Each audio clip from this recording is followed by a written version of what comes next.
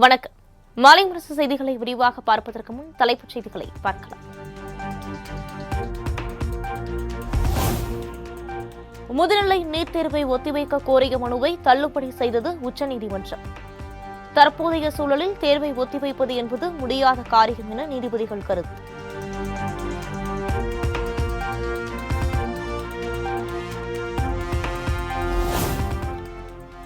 வக்பு வாரிய சட்டத்திருத்த மசோதா தொடர்பாக அசாதுதீன் ஓவைசி அடங்கிய 21 பேர் கொண்ட நாடாளுமன்ற கூட்டுக்குழு அமைப்பு.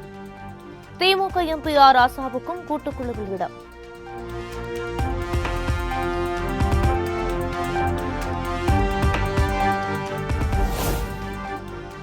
அரசு கல்லூரியில் படிக்கும் மாணவர்களுக்கு 1000 ரூபாய் வழங்கும் தமிழ் புதல்வன் திட்டம். கோவையில் மாணவர்களுக்கு காசோலைகளை வழங்கி தொடங்கி வைத்தார் முதலமைச்சர் மு.க. ஸ்டாலின். அடுத்ததாக கோயம்புத்தூர் கேபி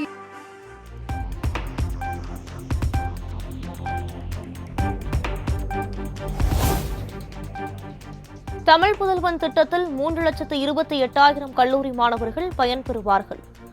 வரலாற்றில் என்றைக்கும் பெயர் சொல்லும் திட்டங்களை திமுக அரசு உருவாக்கி செயல்படுத்தி வருவதாக முதலமைச்சர் பேச்சு. திட்டங்கள் தான் நம்ம மனசுக்கு நெருக்கமான திட்டங்களாக இருக்கும். வரலாற்றில் என்னைக்கு நம்ம பேரை சொல்ல போற திட்டமா இருக்கும். அப்படிப்பட்ட திட்டமா உருவாக்கி இருக்க தமிழ் புதல்வன் திட்டத்தை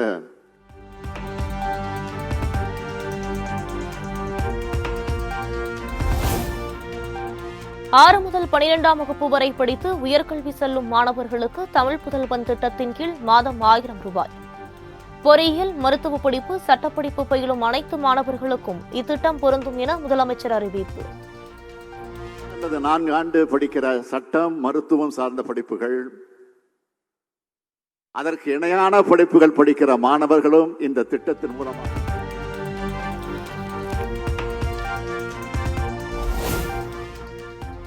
இந்தியாவுக்கு தமிழ்நாடு முன்னோடி மாநிலமாக திகழ்கிறது. தமிழ் புதல்வன் திட்ட தொடக்க விழாவில் முதலமைச்சர் மு.க. ஸ்டாலின் பேச்சு.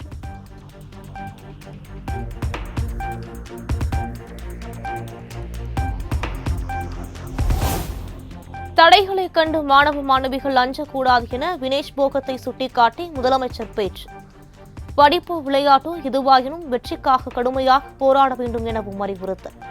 எதுவும் தடையா இருக்கக்கூடாது. தடங்கள் ஏற்பட்டா அதை உடைச்செறிஞ்சு மாணவ சமுதாயம் வெற்றி பெறணும். அதுக்கு வேண்டிய உதவி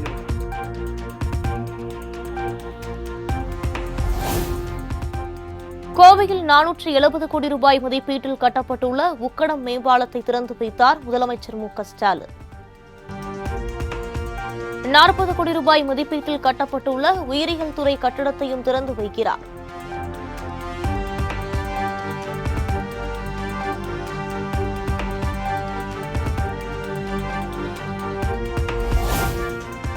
வரும் 19ஆம் தேதி துணை முதல்வராகிறாரா அமைச்சர் உதயநிதி ஸ்டாலின். ராமநாதபுரத்தில் நடைபெற்ற அரசு நிகழ்ச்சியில் உண்மையை போட்டுடைத்த அமைச்சர் ராஜகண்ணப்பன். நம்முடைய அமைச்சர் உதயநிதி அவர்கள் இனிமேல் 19ஆம் தேதி வருவார். அதுக்கு மேலே முன்னாடி சொல்லக்கூடாது. அதனால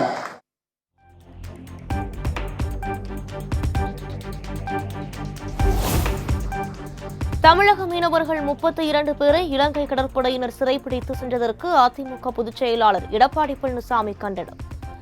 தமிழக மீனவர்களும் இந்தியர்கள்தான் என்பதை மனதில் கொண்டு மத்திய அரசு நிரந்தர தீர்வு காண வேண்டும் என வலியுறுத்தல்.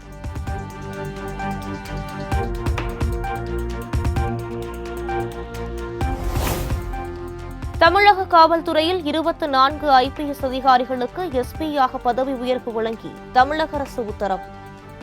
சென்னை தீநகர் துணை ஆணையராக குத்தாலிங்கம், தாம்பரம் பள்ளிக்கரணை துணை ஆணையராக கார்த்திகேயன் நியமனம்.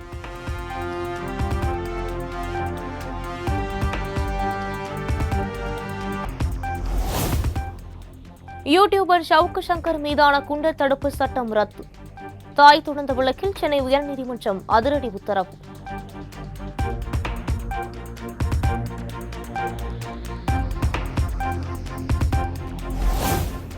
கோவை மாவட்டத்தில் அமைக்கப்படும் சர்வதேச கிரிக்கெட் மைதானம். விரிவான திட்ட அறிக்கை தயார் செய்ய டெண்டர் கோரியது தமிழ்நாடு விளையாட்டு மேம்பாட்டு ஆணையம்.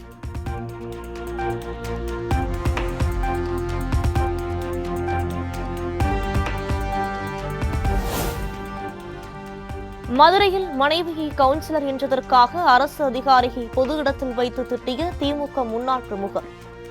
தமிழ் புதல்வன் திட்ட தொடக்க விழாவில் மீண்டும் சர்ச்சையில் சிக்கிய முசா பாண்டி.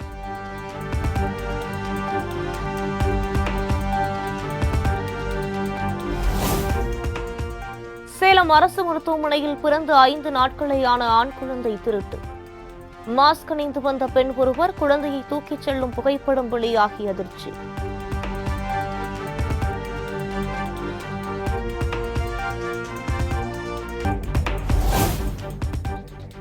மேட்டுப்பாளையம் சார் பதிவாளர் டிஜிட்டல் பரிவர்த்தனை மூலம் 25 லட்சம் ரூபாய் லஞ்சம் பெற்றது விசாரணையில் அம்பலம். துறை ரீதியாக நடவடிக்கை எடுக்க பரிந்துரைக்கப்பட்டுள்ளதாக லஞ்ச ஒழிப்புத்துறை தகவல்.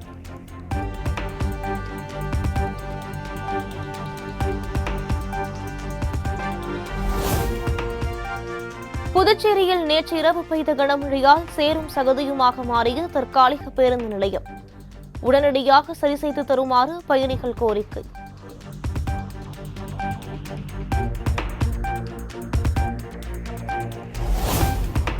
திண்டுக்கல் மாவட்டத்தை சேர்ந்த ஒரே குடும்பத்தினர் 4 பேர் தற்கொலை.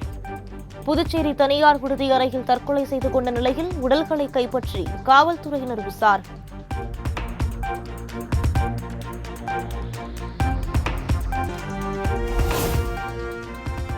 நாடாளுமன்ற வளாகத்தில் ஆர்ஜேடி எம்பிக்கள் போராட்டம். பீகாருக்கு சிறப்பு அந்தஸ்து கோரி பதாதைகள் ஏந்தி கோஷம்.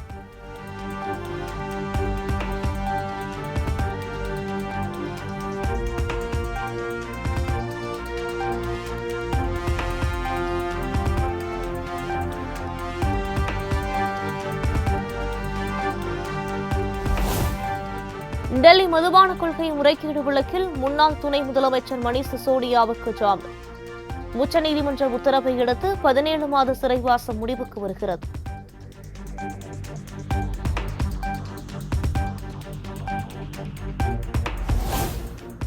ஜம்மு காஷ்மீரில் விரைவில் தேர்தல் நடத்த நடவடிக்கை எடுக்கப்படும்.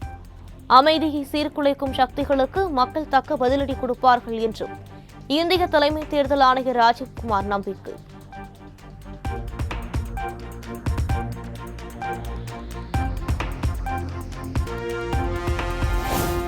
வயநாடு நிலச்சரிவால் பாதிக்கப்பட்டோருக்கு தெலுங்கு நடிகர் சிரஞ்சீவி 1 கோடி ரூபாய் நிதி உதவி. கேரள முதலமைச்சர் பினராயி விஜயனை நேரில் சந்தித்து வழங்கினார்.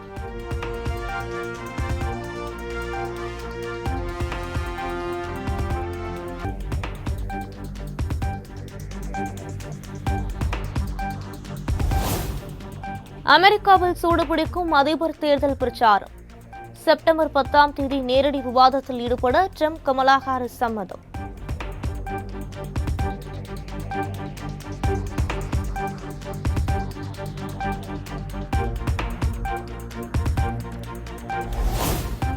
எதிர்க்கட்சி உறுப்பினர்களின் தொடர் அமளி மற்றும் வெளிநடப்பு காரணமாக நாடாளுமன்றத்தின் 2 அவைகளும் தேதி குறிப்பிடாமல் ஒத்திவைப்பு. திங்கட்கிழமை வரை நடைபெறவிருந்த மழைக்கால கூட்டத்தொடர் ஒரு நாள் முன்னதாகவே நிறைவு.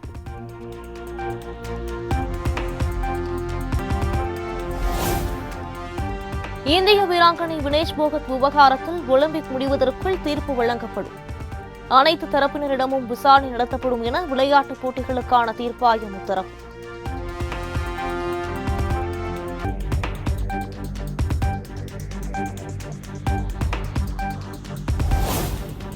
பாரிஸ் ஒலிம்பிக் ஈட்டி எறிதலில் வெள்ளிப்பதக்கம் வென்ற நீரஜ் சோப்ராவுக்கு பிரதமர் மோடி தொலைபேசியில் வாழ்த்து.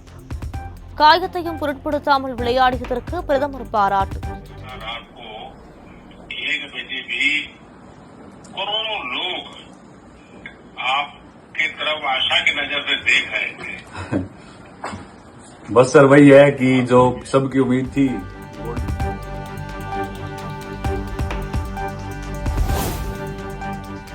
பிரேசிலில் ஜிம்னாஸ்டிக்ஸ் வீராங்கனை ரெபேக்காவை பின்பற்ற தொடங்கிய சிறுமிகள் அசத்தலாக பயிற்சி செய்யும் வீடியோ பார்வையாளர்களை கவர்ந்தது.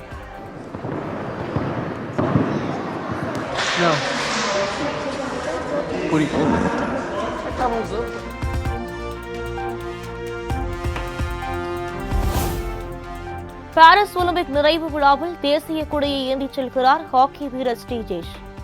மனுபாக்கர் தேசிய கொடியை ஏந்தி செல்வார் என ஏற்கனவே அறிவிக்கப்பட்ட நிலையில் ஸ்ரீஜேஷும் முனைகிறார்.